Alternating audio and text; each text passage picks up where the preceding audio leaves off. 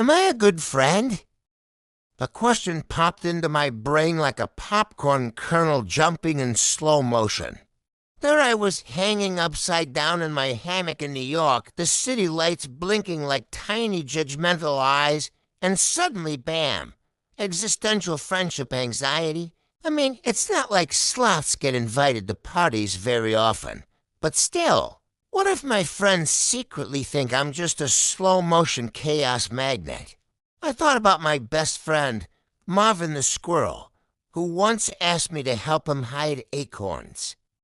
I helped, sort of, but also accidentally glued half of them to a tree branch with sticky pine sap. Did that make me a terrible friend or an avant-garde acorn artist?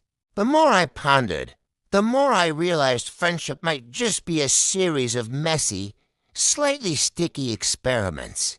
Then there was the time I promised Tina the turtle that I'd help her find her lost glasses.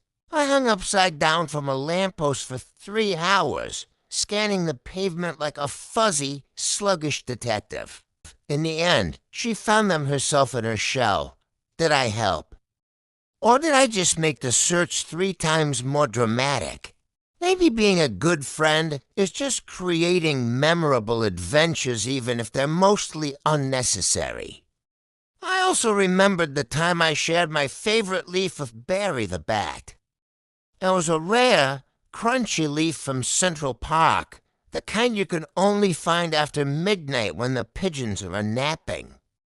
He looked so grateful, fluttering his wings with tiny applause, that I felt like a hero. But then he sneezed, and the leaf floated away in the wind. Did good friendship really include uncontrollable leaf losses, or was it about the thought that counted? Sometimes, being a good friend feels like juggling invisible watermelons while riding a unicycle. Like the night I tried to cheer up Olivia the owl with my funny jokes about worms. She blinked at me with the intensity of 1,000 moons. I wasn't sure if she was laughing on the inside or just contemplating life's mysteries. Maybe good friends are the ones who listen politely. Even when your humor is suspiciously slow, I even considered the times I've given friends advice I didn't fully understand. Like when Leo the raccoon asked if he should invest in shiny bottle caps, and I confidently suggested yes. He looked thrilled until he realized I had no idea how capitalism worked, raccoon style. But perhaps good friends are brave enough to follow your terrible advice anyway. Trusting your heart more than your brain. And then there's the little thing called empathy, or at least pretending to understand. Last week, Mandy the mouse was upset because her cheese was moldier than expected. I listened, nodding slowly, and offered my slow-motion paw of solidarity. She seemed comforted, or maybe confused. But either way, I felt like a professional emotional sloth. Maybe good friends are the ones who nod at the right speed. Sometimes I worry that being a good friend is just about showing up. Even when it's inconvenient, or you're halfway through a dream about flying cupcakes. Like the time I promised to meet Gary the guinea pig for a midnight stroll and overslept in my hammock.